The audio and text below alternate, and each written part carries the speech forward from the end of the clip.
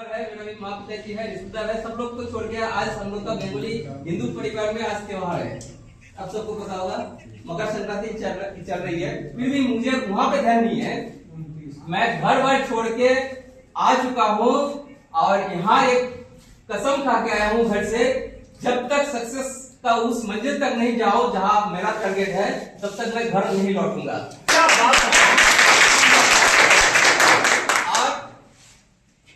Business को करने के लिए मैं आपसे एक दो क्वेश्चन भी पूछना चाहूंगा, इजाजत है? जी यस। आज आप लोग यहाँ क्यों आए हैं?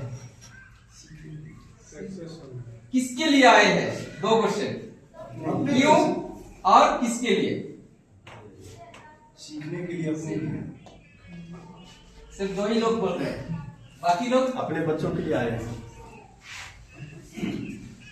एक्चुअली क्या है, आज मैं अंडमान से यहाँ क्यों आया, मुझे फोकस है, यहाँ से भी है, यहाँ से भी है।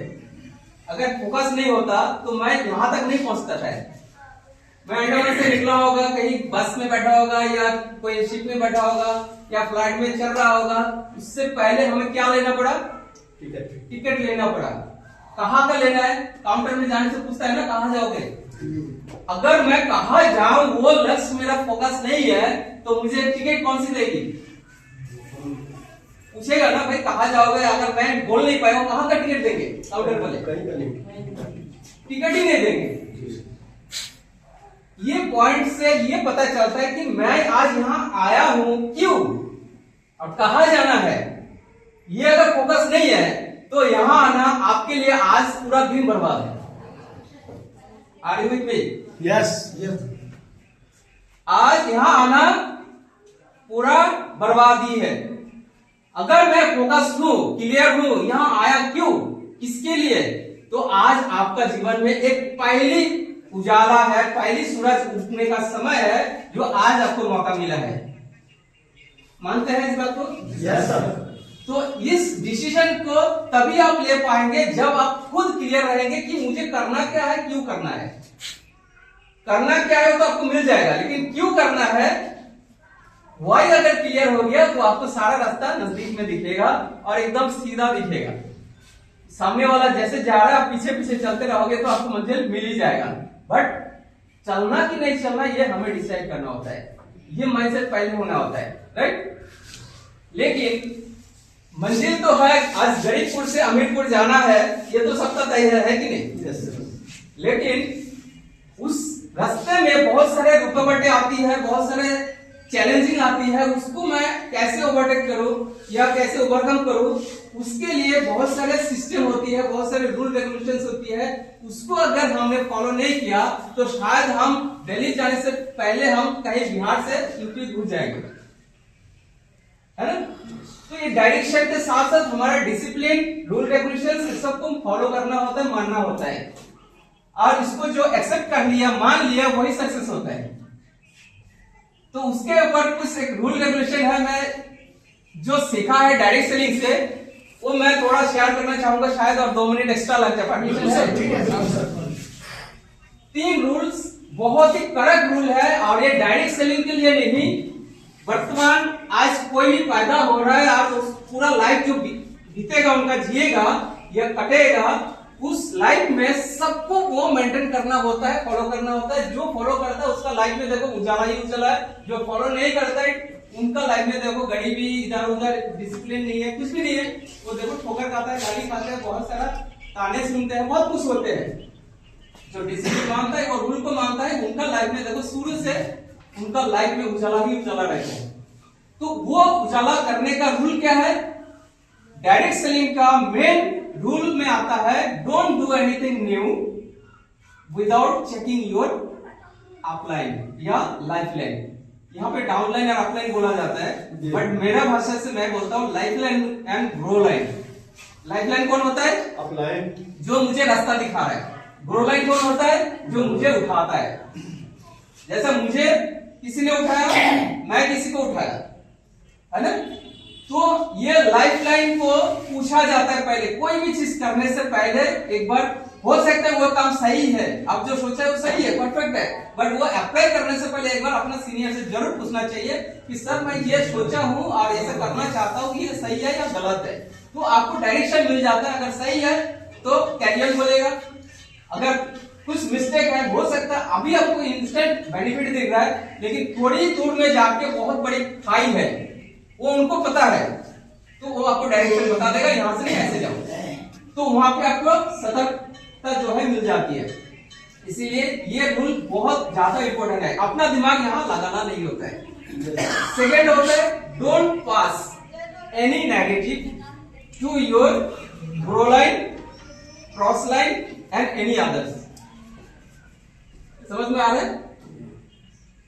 हम कोई भी नेगेटिव डिस्कशन किसी भी फील्ड में, जनरल पब्लिक का बीच में हो या अपना सीनियर का भी दो लेग होता है, दो टीम बनता है, आपका खुद का भी दो लेग बनेगा, तो इधर का उधर दो लेग में जो होता है आपका left and right hand senior का, आप मान लो इस लेग में है और इस लेग में दूसरा कोई है उनका सीनियर का, तो ये लेग और ये लेग में दो बंदा है, एक आप है एक दूसरा है।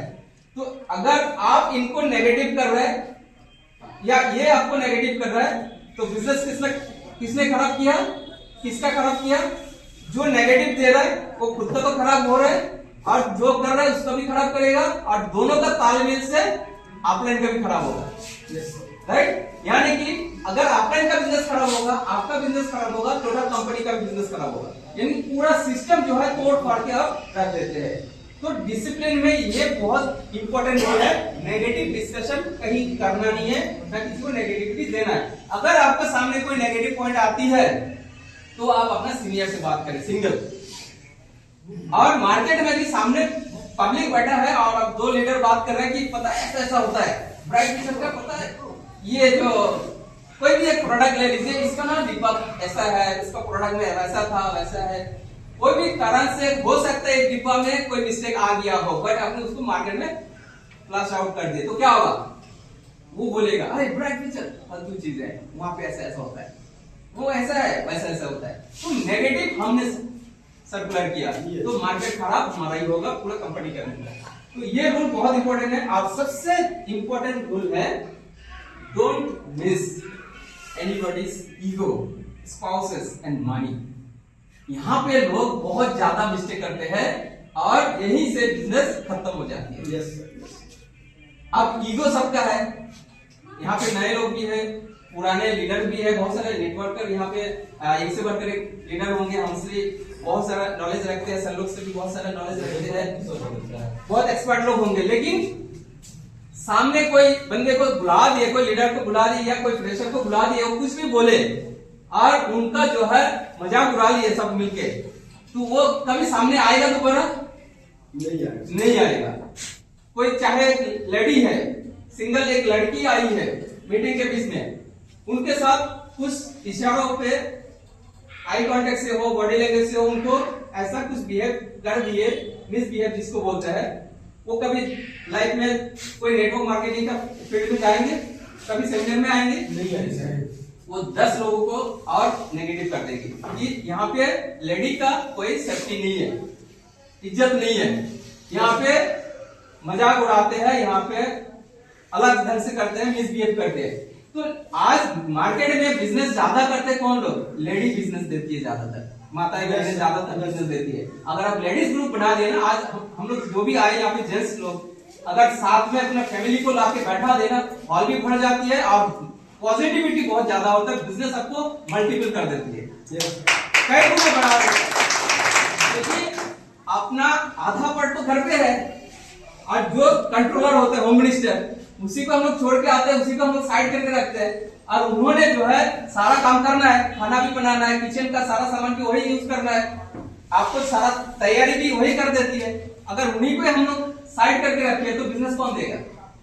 आपका रुकावट में हुक मार के रख देगी वो ना, फालतू का भाग रहा है, जा रहा है, पैसा तो आता नहीं है। तो यहाँ पे हम लोग उनको भी शामिल करना जरूरी है और मिसबिहेव उनके साथ नहीं करना, इसलिए प्रोसेस का खुला है इस प्रोसेस। और मनी मिसिंग सबसे ज्यादा इंपॉर्टेंट होता है। आज आपने मार्केट में गए, प्लान दिखाया, प्रोडक्ट का ऑर्डर लिए, घर का कोई त्योहार चल रहा है, पैसा लाके वहां खर्चा कर दिया, उनका ऑर्डर दिया ही नहीं है, उनका सामान लाके दिया ही है। ओ सर कहा है मेरा सामान? हाँ ला रहा। ओ सर मेरा ज्वाइनिंग का कहा है, आईडी तो ग्रीन हुआ नहीं है। हाँ कर दे रहा। जबकि आपको पैसा खा चुके हैं, यूज कर चुका है। वो नहीं करना चाहिए। आप जिस काम के लिए वो पैसा 1 रुपया भी अगर लाए हैं, वो 1 रुपया जिस काम से लाए वहां पे यूटिलाइज करके उनको साथ ही साथ रिप्लाई देना है, उनका वो काम कर देना है। ऐसा अगर कर लिया, आपका जिंदगी में कोई भी बिजनेस खत्म नहीं होगा, ना खराब होगा, ना किसी का खराब होगा। तो इतना ही हम कहेंगे। ज्यादा समय नहीं है, 2 मिनट बोले थे, 5 मिनट से ज्यादा हो गया। तो thank you all of you, बहुत अच्छा लगा आप लोग से मिलकर। और तो समझ जाते हैं, अगर अच्छा लगे आप लोग ले लीजिएगा। Thank you all of you. कहते हैं कुछ किए बिना जय जयकार नहीं होती, कुछ किए बिना जय जयकार नहीं होती, कोशिश करने वालों की हार नहीं होती।